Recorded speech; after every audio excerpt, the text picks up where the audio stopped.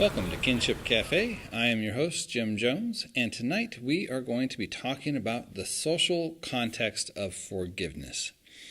Now, forgiveness is a topic that comes up quite a bit. I want to look at it from a little bit of a different perspective tonight, in that I want to look at the social context for how it plays out, because that'll help us to understand a little bit better about why sometimes it can be so difficult for us to forgive, and some techniques for how we might be able to move forward in being able to more effectively practice forgiveness.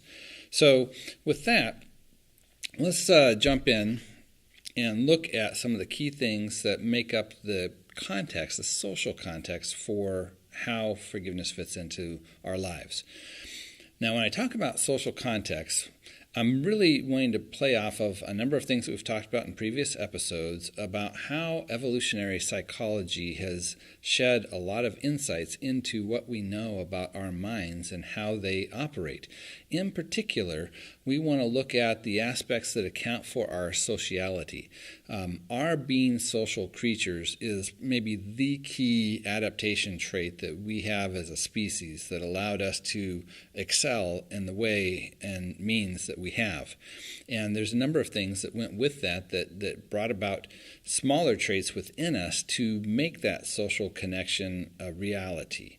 So when I'm talking about this evolutionary psychology, it's not that somehow this was directed to cause things to happen in a certain way. It's different traits ended up having advantages over other traits that led to when you had something that was more socially arranged for humans, it tended to be able to survive better, and there's where the traits come into our human nature. So the first thing that we want to know is we've got a predisposition for kin selection. So when we're thinking about people that we want to do things for, or people we feel obligated for, there's a kind of a built-in preference for those that we are more closely related to, this kin selection predisposition. And that's great for, people that you're actually related to. If you want to get beyond that and work with people who are potentially strangers or more distant relatives, then you have to have another mechanism in place. And the mechanism that works there is what's called reciprocity. And this is really pretty simple. It's basically this game that gets played where essentially you engage with some type of transaction with somebody and you see how they respond, and then you choose to respond in kind. It's kind of this tit for tat idea. So if you step out on a limb and you've got like a hunt that went very well and you've got extra meat and somebody else didn't work out so good, and you share some of what you had with them, and then next time around you didn't do so good but they did and they didn't share with you, then you're going to remember that, and that's going to create a change in how you're thinking about that relationship with that person because they did not practice reciprocity. So the thing that happens then with reciprocity is we start to develop feelings, emotions about other people based on their how they're engaging in the process of reciprocity. When somebody does something that's beneficial for you, the natural inclination is to feel that there's a certain debt that's owed or a feeling of gratitude. But on the flip side, if you've done somebody a favor and they don't demonstrate that gratitude by not responding in kind next time around, then this can shift more into this idea of vengeance, really. This idea of wanting to cut it off or punish or make sure that they understand that this is not an appropriate type of behavior. Now, it might not be that it immediately devolves into violence. There may be an initial reaction that happens in terms of shaming or other types of social techniques to try and get somebody to come back in line. So this could take the form of gossip, spreading rumors, or maybe truth in this case, about what this person did or didn't do.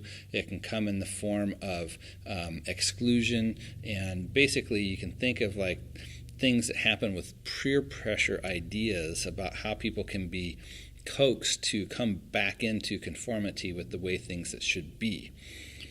And if that continues to escalate, then it may move into this area of violence.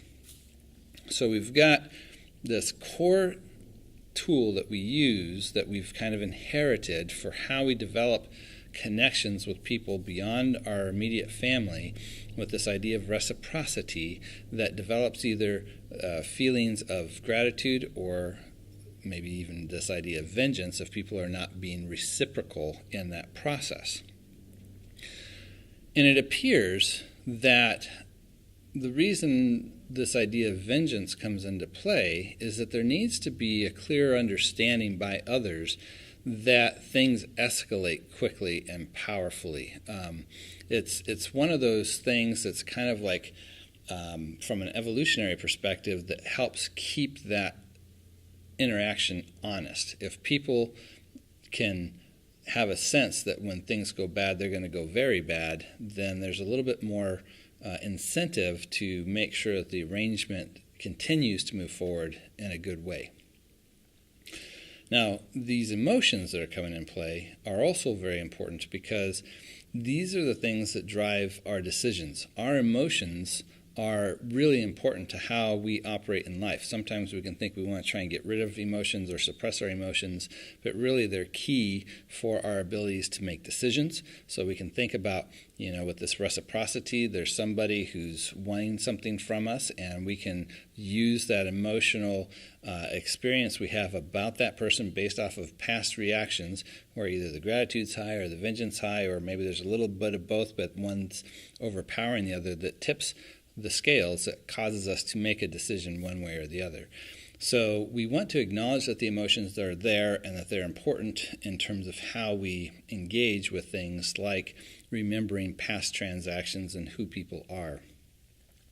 The other thing that's happened is that we are really good at remembering bad things and not so good at remembering positive things. So the reason for this is there's a bigger trade-off if we are very clear about remembering negative things that happen in the world around us, because those could be things that save our lives. It helps us to remember very quickly where there's a place that you shouldn't go because there's a wild animal there, or that this particular plant is poisonous, or whatever it may be. Our ability to remember that and understand it quickly is crucial for survival.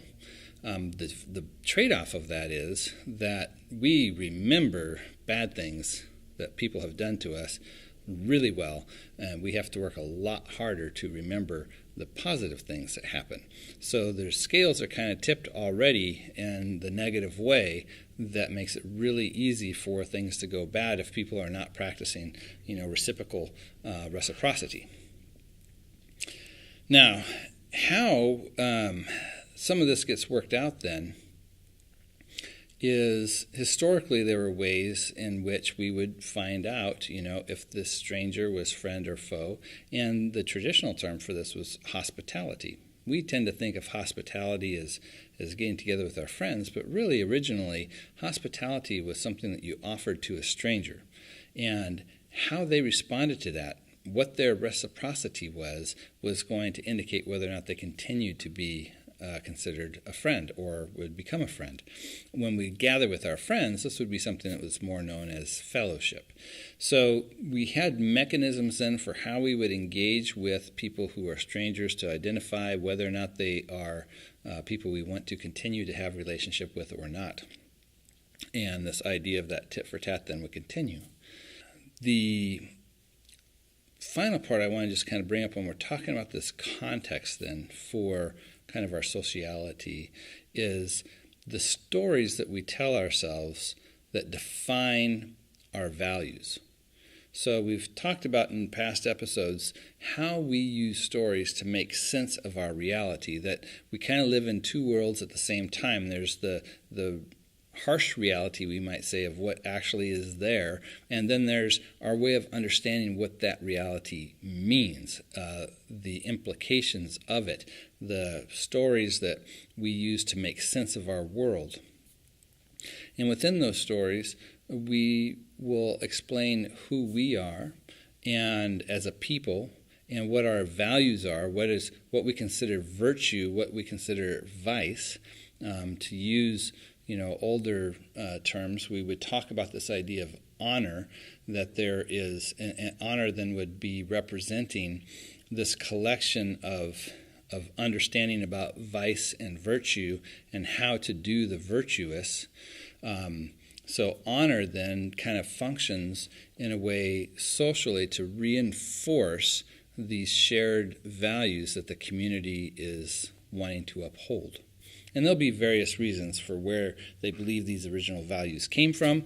Of course, within a lot of religious contexts, these will be things that are handed on via the gods or divinities.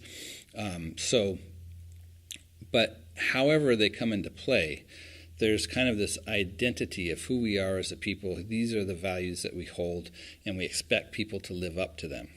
And so we've got within this then these criteria where we have relationships that are going to be more closely related in terms of this kin selection, that idea that blood is thicker than water idea, and that we are closely associated with them, the ability to connect with strangers through reciprocity and keeping track of whether or not people are responding positively or negatively, and using different types of social tools to enforce those social values through honor, which is going to represent the different vices and virtues. And if people are not living up to those, we've got these social shaming tools that we can use to bring people back into conformity, or it can escalate into actual violence.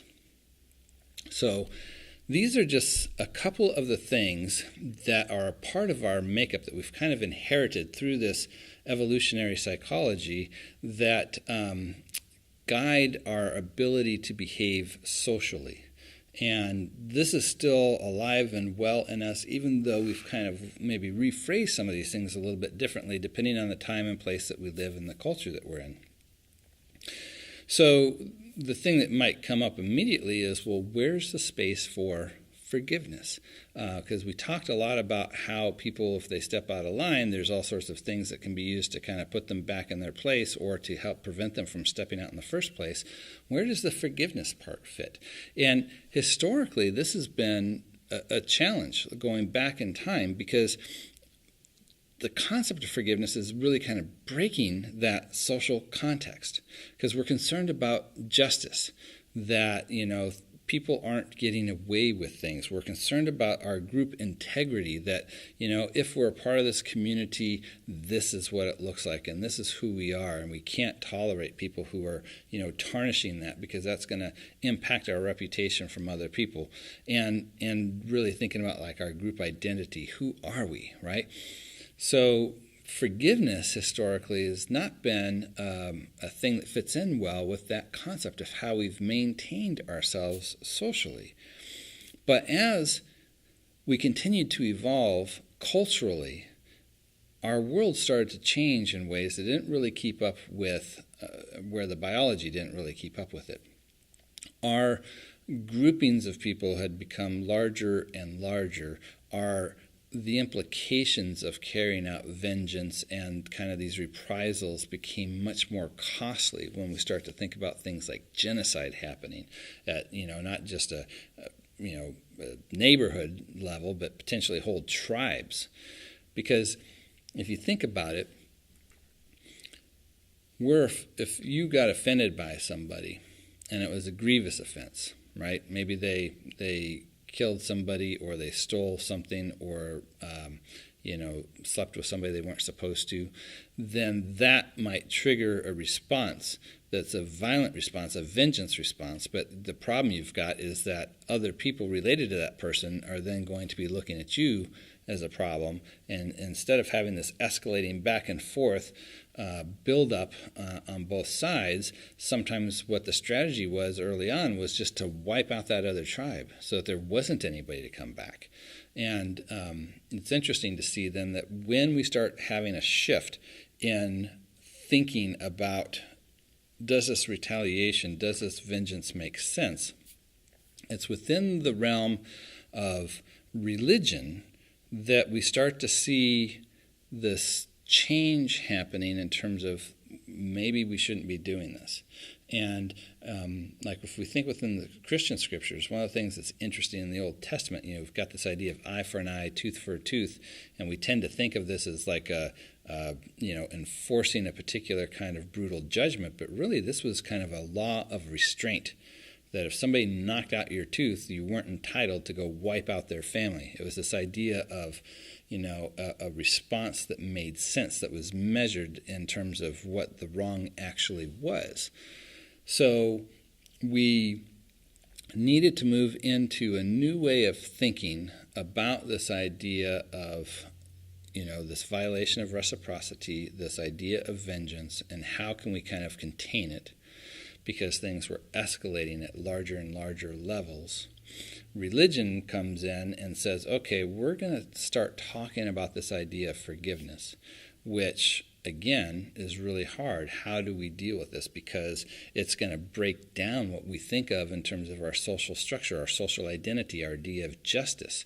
And one of the responses that religion had for this was that the justification then was that the deities or the gods were going to take care of the justice, that we could be, in a sense, freed to practice that forgiveness because there was a divine watcher who was going to make sure that people didn't get away with something.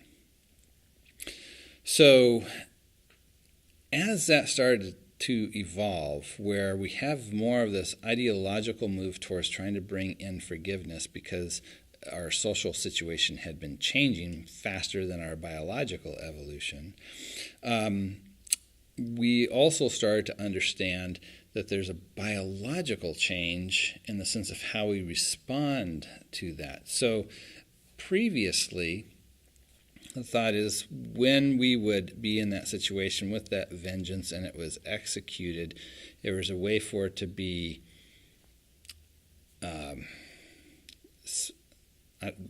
spent, that the tension that was brought about from this injustice could be satisfied through that. But as we moved into a stage where that wasn't practical, either because culturally it was a problem or, just logically it becomes a problem because of the escalation that could happen with violence, then we're stuck kind of holding on to this feeling that's causing this negative physical reaction too. So as our cultures changed to the point where it was not really making sense for us to continue to carry out this tit-for-tat idea, we had changed our release of this idea so that it started to have more of a physical impact on the inside that we now needed to also deal with. So when we're thinking about the need for forgiveness, it's kind of twofold. One is the problem of the escalating violence. And even to today where, we've got the potential for something like nuclear war, but also what's happening biologically, because we don't have that same way of releasing that tension. It has very devastating effects on us from a health perspective.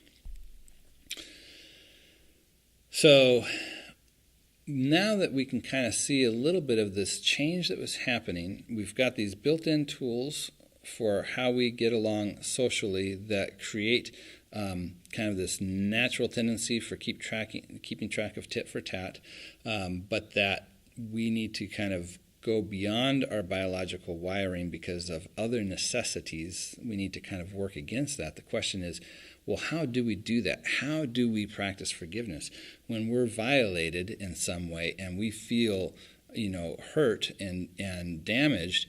We want this idea of justice. We want this idea maybe of revenge or of vengeance, right? Or even just kind of like this shaming idea, something to not let them get away with it. And that can be very hard for us to let go of. So how do we do that? Well, a couple of things. One, when we're talking about forgiveness, we're not talking about forgetting. And we're not necessarily talking about consequences. It may be in certain circumstances, consequences are foregone, but the very act of practicing forgiveness is acknowledging that there was a wrong done. And that even though there's a justice that could be sought, in this case we're choosing to forego that for a greater purpose. And we'll get to that in just a moment. But the first thing is, forgiveness is not saying it didn't happen. It's definitely acknowledging that there was a transgression that needs to be dealt with. It's not forgetting what happened. If somebody, has a problem, let's say that, with pedophilia, we're not going to forget about that and put them in charge of daycare, right? There's going to be that remembering. And it's not saying that there isn't necessarily consequences. So somebody may lose privileges if they've done something like kill somebody. They may still need to be locked up. But we're talking more about, in the case of the victim and the perpetrator, what their relationship is going to look like going forward, and especially from the perspective of the victim of this. So when we're thinking then about this need for justice, the big shift we want to think about is there's different ways we can think about justice. One of them is retributive, this idea that we're going to get them, we're going to pay them back. There's going to be this, extorting, or not extorting, but this extracting of this repayment of the debt that they owe, or punishment, something along those lines. But there's another way of thinking about justice, which is restorative, and that is, how do we repair things and get them back to being right again? Or if it can't be what it was before, something where it's moving forward, that there's been maybe a transformation of the situation into something where there's hope for the future, there's possibilities for the future, as opposed to what previously was just this stuckness where we were just stewing in our own anger and hatred of what had happened, and we couldn't get past it. So we're looking at, how do we, in a sense, free ourselves from that pain of holding on to that vengeance in order to get to a more functional, productive place of future possibilities and hope. So, how do we do that? One of the things we have to remember is some debts simply cannot be repaid. If there's a situation where somebody either intentionally or accidentally kill somebody that you love, there's no way to make that right. There's numerous things that people can do that hurt us deeply, and there isn't any way to undo it. Maybe for most things that's the case.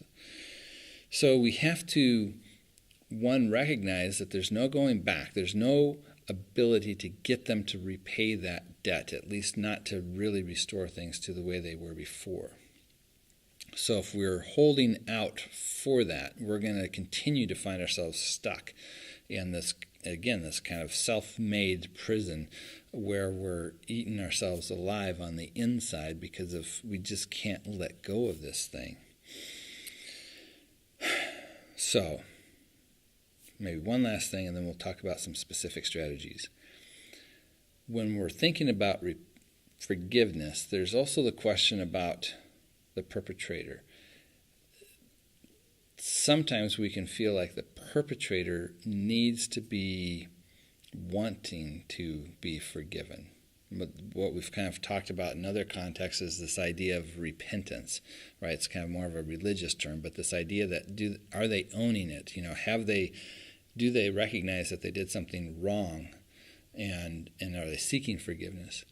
Well, our ability to forgive is not based on that.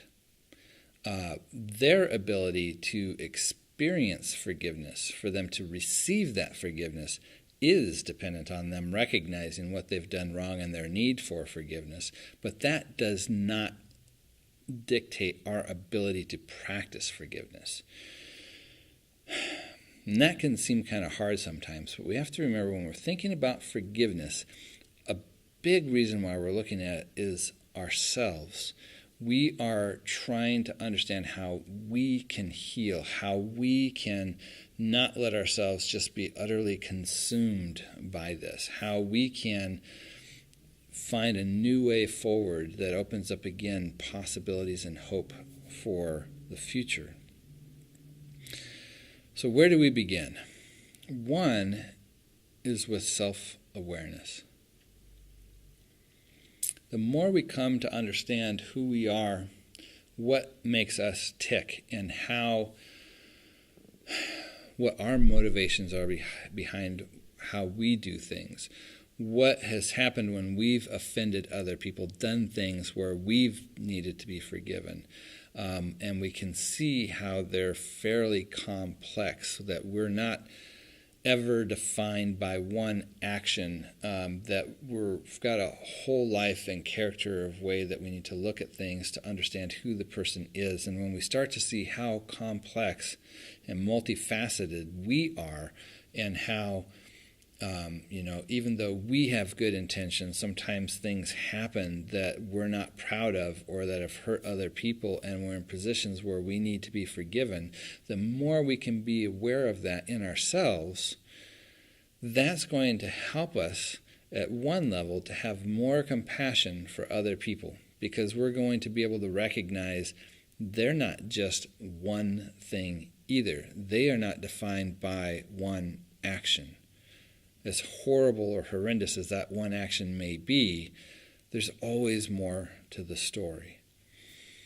And that, again, this is not in any way to try and say that it doesn't matter what they did, or that there doesn't need to be consequences.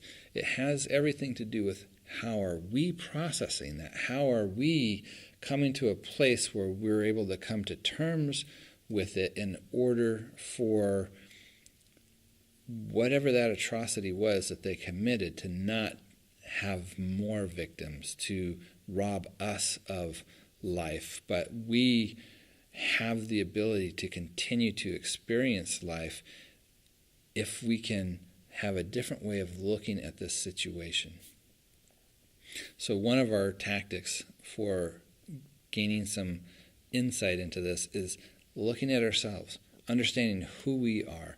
That self-awareness will really do a lot to help develop this idea of compassion, and for ourselves and for other people.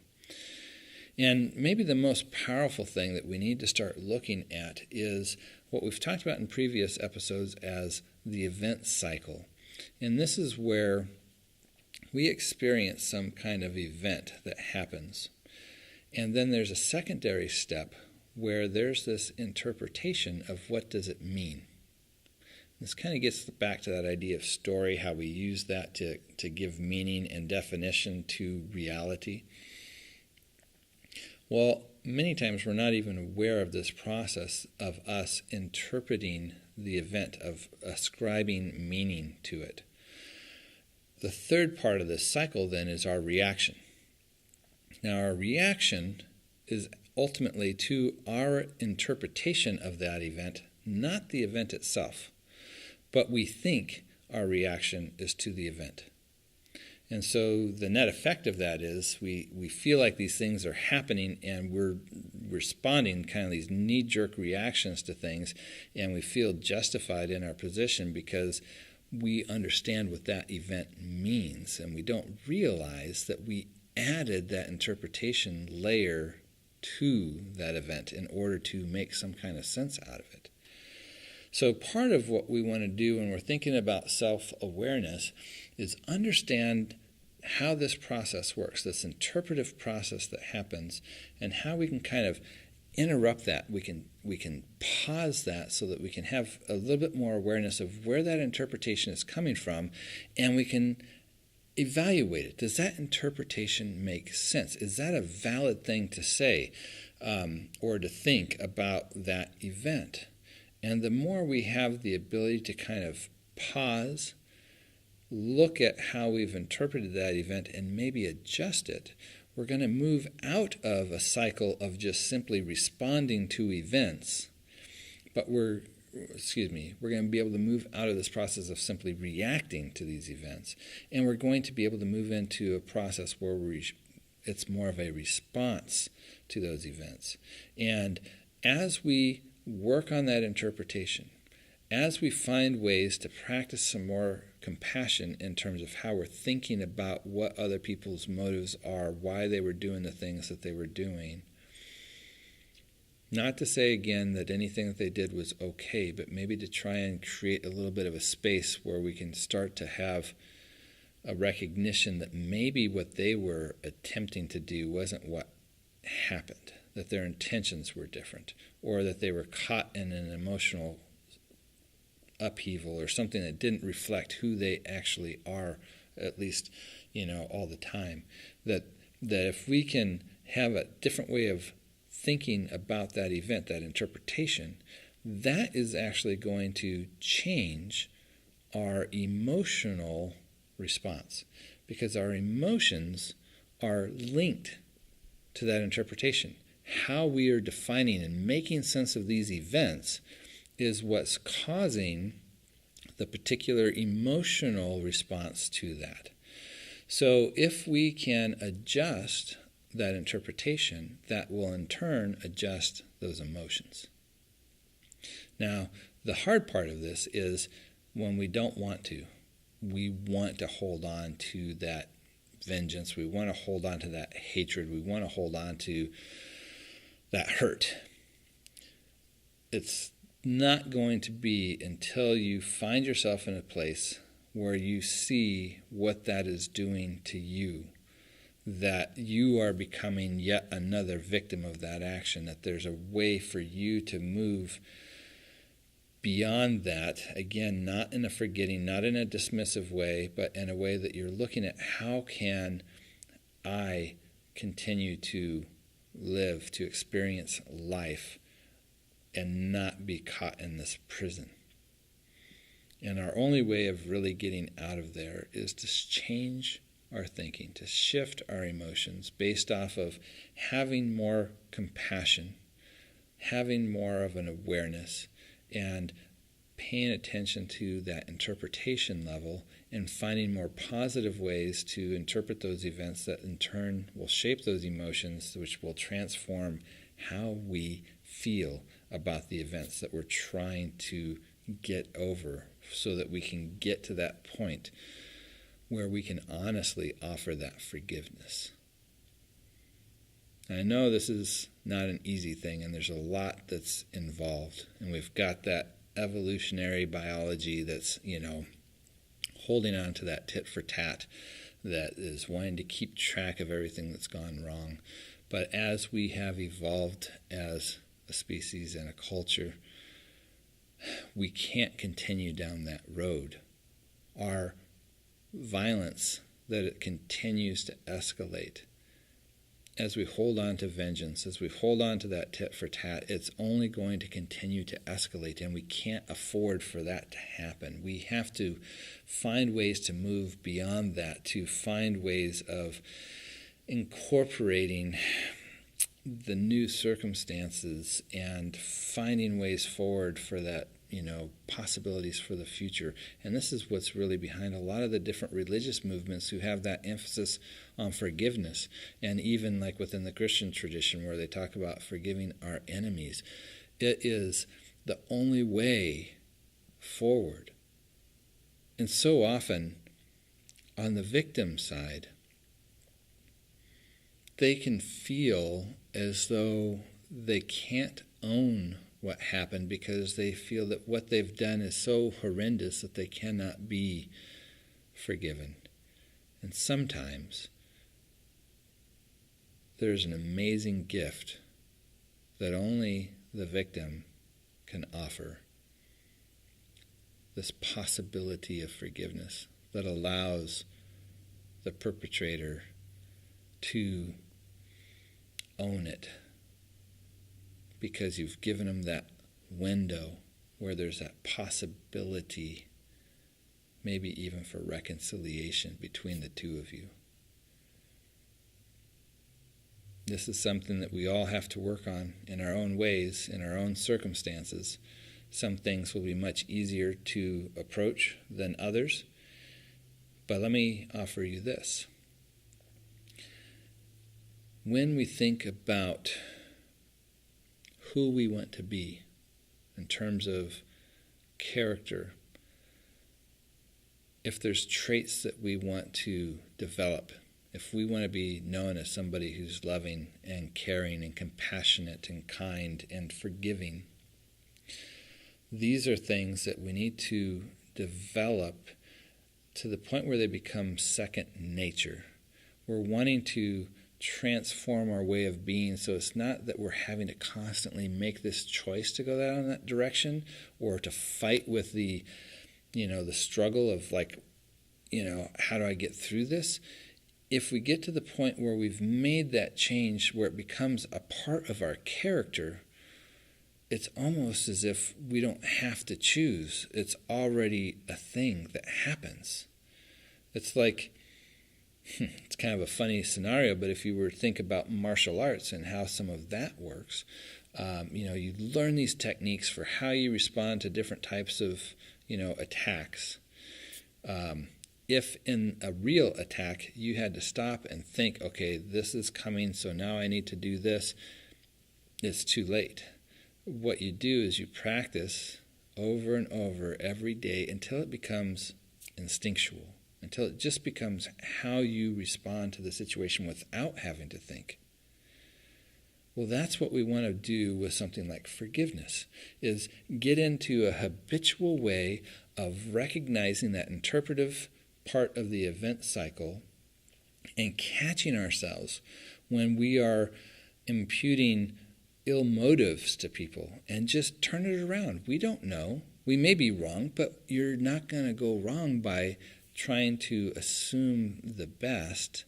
You may be proven wrong later, but in the meantime, what's going to happen is you're going to find out that your whole perspective on life is going to change. If you're constantly thinking people are cutting you off in traffic because they're trying to hurt you, or that somebody, made this remark at work because they think that, you're no good, or they're trying to get you, you're going to just constantly be in these, stressful situations and just upset with everybody all the time. But if instead you choose to say, that person cut me off, I don't necessarily know why. Maybe they just didn't see me. Maybe they're, distracted because something horrible happened and they're just not thinking straight. It takes away that sting. It takes away that, oh, what are they doing? Your life will change. But what happens is there's all these little tiny things that when you practice forgiveness and you practice watching your thoughts and transforming those thoughts and how you're interpreting those events, then it's going to become habitual. You won't have to try to do it. It'll just be who you are. Your disposition will change. And when you're confronted with something big and challenging, it's not going to say that it's not going to be hard or it's not going to hurt, but you're going to have whole new resources available to you for how you can engage in that situation because of the time that you've spent every day practicing the types of character that you want to be, that makes up who you are. If you want to be somebody who's able to forgive, you need to be a forgiving person. And the key, again, is really two things. One, understanding who you are. Take time to really reflect on that and understand the complexity of you and how you, again, when you have good intentions, sometimes they turn out wrong. Why is that? Understanding that can happen with other people. And then taking time to learn to break that event cycle so that you notice the interpretation that you're bringing in there. One of the active tools that you can do that we've talked about many times is mindfulness. Just taking that time in the morning, even if it's just a few minutes, to practice that mindfulness, you start to train that part of your brain to notice what's going on, what you're thinking, where those thoughts are coming from, and how you can not be controlled by those thoughts, but recognize that they're interpretations of different things and you can change those. So, if you are looking for how do I learn to forgive, it's really at that level. Understand who you are and pay attention to how you are interpreting events, because that will change what your emotional reaction to those events is. I wish you all the best in your journey to learning to become more forgiving. I know I've worked on this very hard for a large part of my life, and I can tell you it works. The more you look at how you look at the world, it will have an impact. It will change things. It will change how you respond to the point where you don't even feel like you have to work at it the same way. But it will be different at first, and there are going to be events that happen that are just unbelievably difficult, and you're like, how can I possibly get through this, or how could I possibly even think about forgiving that person? But where we need to bring it back is remembering that when we're talking about this issue of forgiveness, first and foremost, we're talking about ourselves and who we are going to be and what does our future look like. Thank you for joining us. Come back next week and we'll continue to talk about different aspects of life and how we can be engaged in our journey of finding well-being and meaning. Be well.